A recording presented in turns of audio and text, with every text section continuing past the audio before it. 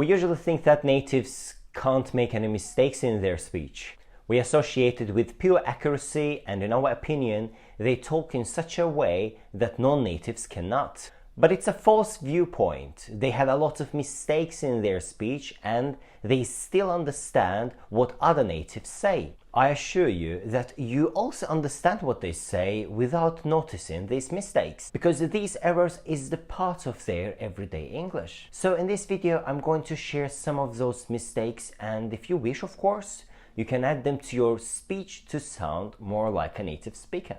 But please don't use them in your exam or in English classes. These are just for casual conversations. Okay, let's start, and the first mistake is doesn't or don't. Since the first English class that we had, we all have been taught that we have to use don't with pronouns like I, you, we, they. For example, I don't speak Chinese. We don't want to eat burgers. They don't like hiking. You don't live here. And we have to use doesn't with pronouns like he, she, it. Like, she doesn't go shopping. He doesn't sleep well. It doesn't fit me. But natives sometimes just don't care about this rule. They use don't with all pronouns. So if you live in English-speaking country or watch English movies and videos, you might hear something like, she don't listen to me. He don't answer the phone, or it don't work. It's an absolutely basic rule, but still is being ignored. So you can use it, but remember, it's a mistake. We often notice that natives literally overuse the word literally. The correct way of using literally is when we mean that something actually happened. So next time if someone says, I literally died of the spicy meal I ate, you may respond, you look surprisingly well for someone who passed away. And if someone says, I literally exploded of anger, be certain that person is watching a lot of fantasy films, because it's impossible to explode of anger. So the word literally is used by mistake in this context. One more thing that usually confuses natives is the usage of fewer or less. Briefly, we use less with uncountable nouns and fewer with countable nouns. So if you want to sound accurately, you should say, I should drink less water, but I should eat fewer apples. But native speakers ignore this rule as well. They tend to use less with both countable and uncountable nouns. So you might hear something like, I should spend less money and we have less computers than we need. So it means if you make the same mistake when you talk, then congratulations, you sound more like a native speaker. One more common mistake is there is and there are. We all know the rule that we use there is when the noun is singular and there are when the noun is plural. Correspondingly, we must say there is a stranger downstairs waiting for you, and there are more than 50 people in the cafe. But native speakers begin their sentence with there is and probably don't think about the next part of it, so they use plural noun after that. And it sounds like there is a lot of people in the party, or I guess there is more than 500 cars. So next time when your teacher asks, why do you use a plural noun after there is? You may say, you have learned it from the natives.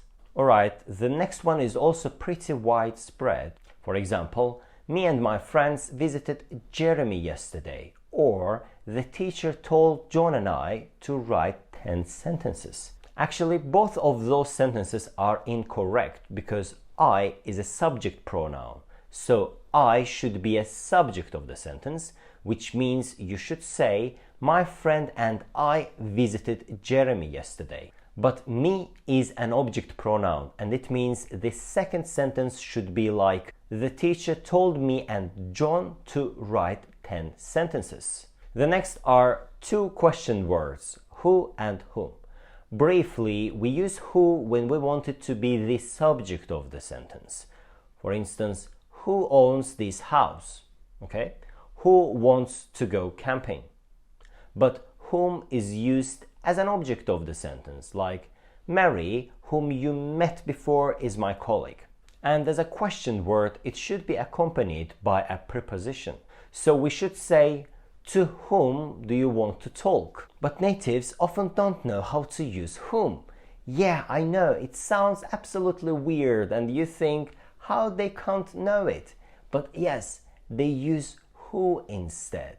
So they would say, Mary, who you met before, is my colleague. Or who do you want to talk to? You might also hear a commonly used expression, who are you talking to? Which is incorrect, and the correct way of saying it is, whom are you talking to? And by the way, if you want to sound old-fashioned, you might want to put the preposition before whom. For instance, to whom are you talking? Which is very rare, and people usually say, whom are you talking to? Also, I hope you know that there is some non-continuous verbs in English grammar, and we also call them as state verbs. The thing about these verbs is we can't actually use them with continuous tenses like present continuous, past continuous, present perfect continuous, and so on. However, natives do it all the time. They may say something like, I'm not feeling good right now. Or have you ever heard the slogan of McDonald's? I am loving it. It's actually a grammatically incorrect sentence, and it should sound like I love it. That's it. Because love is a non-continuous verb and you can't use it with any continuous tenses. Or I'm seeing him, he's on the other side of the street. No, not I'm seeing him. It should be I see. So if the natives make these mistakes, then why can't you do the same just to sound like them? And the last one is everyone's favorite. And if you are struggling to remember the negative, present perfect simple and present continuous structures, then you can just use ain't instead of hasn't, haven't, am not, is not, and are not. For example, I haven't done my homework. I ain't done my homework. She isn't listening. She ain't listening. We haven't visited her. We ain't visited her. I'm not going anywhere. I ain't going anywhere. Guys, I'd like to tell you that it's absolutely unusual to me to teach someone how to make mistakes just in order to sound like a native speaker. But anyway, I hope you liked it. If so, please support me by subscribing, liking this video and leaving your comments below. And of course, I'm going to see you in the next one. Have a nice day. Bye bye.